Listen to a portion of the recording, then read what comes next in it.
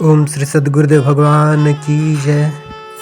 धर्म की जय हो, अधर्म का नाश हो, प्राणियों में सद्भावना हो, विश्व का कल्याण हो, सबका मंगलमय हो। सर्वे भवन्तु सुखिनः, सर्वे सन्तु निरामया। श्रीमद् भगवद गीता के अध्याय 13 के श्लोक संख्या 28, 29 और 30 का यदि अध्ययन कर लिया जाए तो यह पता चलता है कि वास्तव में सभी जीवों में एक ही प्रकार की आत्मा विद्यमान होती है, चाहे वह छोटा जीव हो या बड़ा जीव हो।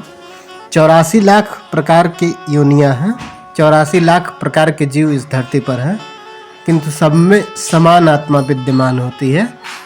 एवं सबके सांसारिक माता पिता भले ही अलग अलग हों, किंतु जो उनके परम पिता होते हैं वह परमेश्वर हैं, और परमेश्वर सब में समान रूप से विद्यमान होता है। श्री भगवान कहते हैं, समम सर्वेषु भूतेषु तिष्ठन्तं परमेश्वरम विनश्यत्सु अविनश्यन्तं यह पश्यति सः पश्यति। अर्थात जो परम पिता परमात्मा को समस्त शरीरों में आत्मा के साथ देखता है और जो यह समझता है कि इस नष्ट होने वाले शरीर के भीतर न तो आत्मा न ही परमात्मा और कभी भी विनष्ट होता है, वही वास्तव में देखता है। जो व्यक्ति सज्जनों की संगति करता है उसे यह ज्ञान हो जाता है कि शरीर का स्वामी, या कहिए कि जो इस शरीर को संचालित कर रहा है, वास्तव में जो इस शरीर को संचालित कर रहा है वह क्या है? आत्मा। बिना आत्मा के शरीर क्या है? लाश बन जाती है। तो लाश इस सामाजिक कार्यों का संपादन नहीं कर रही है। शरीर से जितने भी कार्य संपन्न हो रहे हैं वह सभी आत्मा के प्रभाव से संपन्न हो रहे हैं। तो आत्मा हमारा क्या है? शरीर का मालिक है। और आत्मा का मित्र जो होता है वह होता है परमात्मा। तो जो शरीर आत्मा और परमात्मा को संयुक्त भाव से एक साथ देख लेता है वही सच्चा ज्ञानी है। जब तक आध्यात्मिक विषयों के वास्तविक ज्ञाताओं की संगति नहीं मिलती तब तक कोई भी इन तीनों को एक साथ नहीं देख सकता। और जिन लोगों को ऐसे मित्रों या ऐसे गुरुओं की संगति प्राप्त होती है, ऐसे सज्जनों की संगति प्राप्त होती है, उनके अंदर से अज्ञानता का अंधकार मिट जाता है। और जब अज्ञानता का अंधकार मिट जाता है तब वह आत्मा, परमात्मा और शरीर के महत्व को नकारते नहीं हैं।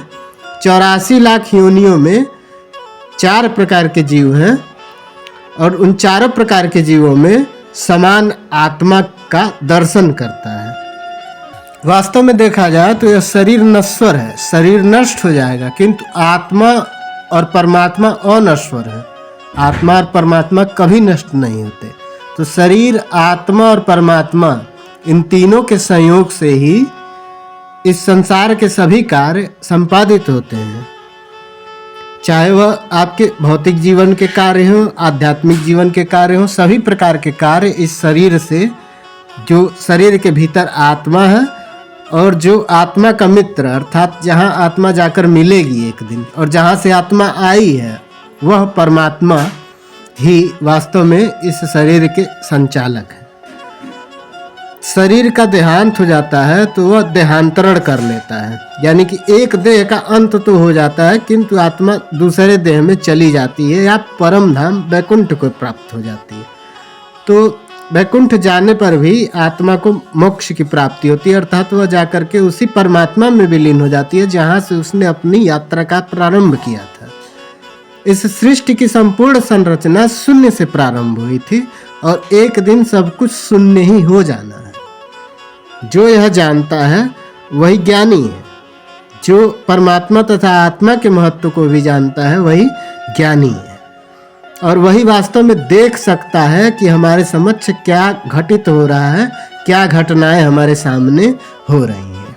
स्वेदज, अंडज, उद्भिज, जरायुज, इन चारों प्रकार के जीवों में समान आत्मा का वास होता है, ऐसा श्री गीता जी का कथन है। श्री भगवान पुनः कहते हैं, समम पश्यन्नि सर्वत्र समस्वथिम ईश्वरम न हीनस्ति आत्मनाम आत्मानं ततः याति पराम गतिम। अर्थात जो व्यक्ति परमात्मा को सर्वत्र तथा प्रत्येक जीव में समान रूप से वर्तमान देखता है, वह अपने मन को, अपने आप को भ्रष्ट नहीं करता। इस प्रकार वह दिव्य गंतव्य को प्राप्त करता है। वास्तव में यहाँ जो दिव्य गंतव्य का तात्पर्य है वह वैकुंठ धाम से है कि परम धाम को हम प्राप्त हों और मोक्ष की प्राप्ति हो। मोक्ष की प्राप्ति कब होगी? जब हम शरीर के अंदर विद्यमान आत्मा के महत्व को समझेंगे और सभी प्रकार के जीवों में एक समान आत्मा है, इस बात को हम जान लेंगे और सभी जीवों को सम्मान देना सीख जाएंगे। जीव स्वयं का भौतिक अस्तित्व तो स्वीकार करता है, किंतु जो संसार में अन्य जीव हैं उनके भौतिक अस्तित्व को स्वीकार करने में हिचकिचाता है। उनके भौतिक अस्तित्व को जो जीव स्वीकार कर लेते हैं, सब में समान आत्मा का वास देखते हैं, वास्तव में वही ज्ञानी है। और जब ज्ञान की प्राप्ति होती है तो मनुष्य के अंतर से अहंकार स्वतः ही नष्ट हो जाता है। और जैसे जैसे ज्ञान बढ़ता जाता है वैसे वैसे इंद्रिय तृप्ति से भी मनुष्य का मन हटता चला जाता है। वह परमात्मा की ओर उन्मुख होता है तथा आध्यात्मिक ज्ञान की ओर आकृष्ट होने लगता है, जिससे उसका ज्ञान निरंतर बढ़ता रहता है। और जब आध्यात्मिक ज्ञान की प्राप्ति होती है तो व्यक्ति मोक्ष का अधिकारी बनता है। ऐसे व्यक्ति को भगवान की उपस्थिति सर्वत्र दिखाई देने लगती है। उसे केवल यह नहीं कि मंदिरों में ही भगवान है, मंदिर में नहीं है, हर जगह भगवान है, ऐसा दिखाई देने लगता है। मंदिर में तो है ही, लेकिन हर जगह भगवान है, ऐसा दिखाई देने लगता है। वास्तव में मंदिर क्या है? मंदिरों में आप जाते हैं तो मन को साधने के प्रयास से जाते हैं कि हे ईश्वर, मेरा मन तुम्हारी ओर धीरे धीरे आकृष्ट होने लगे, मुझे ज्ञान की प्राप्ति हो, मैं इस सांसारिक मोह माया से मुक्त हो जाऊं, मुझे मोक्ष की प्राप्ति हो, मुझे पुनः जन्म न लेना पड़े। जब तक मैं हूँ इस संसार में तब तक मैं अपनी सांसारिक व्यवस्था को अच्छे से संचालित करूं, अपने कर्म का पालन करूं और कर्म का पालन करते हुए मुझे मोक्ष के मार्ग पर बुलाओ, ऐसी इच्छा व्यक्त करता है। तो आध्यात्मिक ज्ञान होने के उपरांत मनुष्य शरीर, आत्मा और परमात्मा को संयुक्त रूप से देख पाता है। प्रकृत्यैव च कर्माणि क्रियमाणानि सर्वशः यः पश्यति तथा आत्मनाम अकर्तारम सह पश्यति। अर्थात जो यह देखता है कि यह सारे कार्य शरीर द्वारा संपन्न किए जाते हैं, जिसकी उत्पत्ति इस प्रकृति से हुई है, और जो देखता है कि आत्मा कुछ भी नहीं करता, वही यथार्थ में देखता है।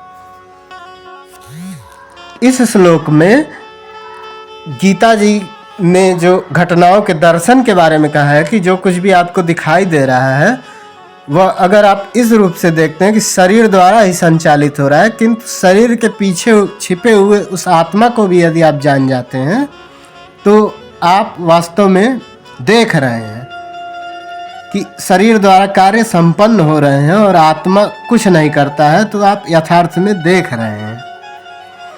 यह शरीर परमात्मा के आदेश के अनुसार प्रकृति द्वारा बनाया गया है और मनुष्य के शरीर के जितने भी कार्य संपन्न होते हैं वे उसके द्वारा नहीं किए जाते। उसमें मैं का भाव जो है वो सम्मिलित नहीं होना चाहिए। शरीर कर रहा है, आत्मा के प्रभाव से कर रहा है। मनुष्य जो भी करता है, चाहे सुख के लिए करे, दुख के लिए करे, इन सांसारिक कार्यों की पूर्ति के लिए करे, वह शारीरिक रचना के कारण करने के लिए बाध्य होता है। वास्तव में मनुष्य की शारीरिक रचना जो हुई है वह बिना आत्मा और परमात्मा के सहयोग से नहीं है, इसलिए आत्मा और परमात्मा के महत्व को हम नकार नहीं सकते। लेकिन आत्मा शारीरिक कार्यों से विलग रहता है, कार्य शरीर ही कर रहा है, आत्मा के प्रभाव से कर रहा है, किंतु आत्मा कार्यों से प्रभावित नहीं है, वह कार्यों से किसी भी प्रकार से प्रभावित नहीं है। आत्मा आज इस शरीर में है तो कुछ कार्य कर रही है, कल दूसरे शरीर में जाएगी तो कुछ और कार्य करने लगेगी। इसीलिए संसार में जितने भी जीव हैं सबके भिन्न भिन्न कार्य होते हैं। मनुष्य की पूर्व इच्छाएं ही वास्तव में इस शरीर को जन्म देती हैं। जिस प्रकार की पूर्व इच्छा उसकी होती है उसी के अनुसार शरीर की प्राप्ति होती है। शरीर एक मशीन की तरह से यंत्र है जिसे परमेश्वर ने इच्छाओं की पूर्ति के लिए निर्मित किया है। इस सांसारिक कार्यों के सफलतापूर्वक संपादन के लिए, कर्मों के सफलतापूर्वक संपादन के लिए बनाया है और इच्छाओं के कारण मनुष्य दुख भोगता है या सुख पाता है। जब जीव में यह दिव्य दृष्टि उत्पन्न हो जाती है तो वह शारीरिक कार्यों से पृथक हो जाता है और जिसमें इस प्रकार की दृष्टि आ जाती है वास्तव में वही वास्तविक दृष्टा है, वास्तव में वही सांसारिक घटनाओं का दर्शन प्राप्त कर रहा है, वही आत्मा के महत्व को जान रहा है, शरीर के महत्व को जान रहा है और परमात्मा के महत्व को जान रहा है। ऐसा नहीं है कि शरीर महत्वहीन है। शरीर जब तक है, जब तक हमारी आत्मा हमारा साथ दे रही है, तब तक हमें इन सांसारिक कर्मों का पालन करते रहना है।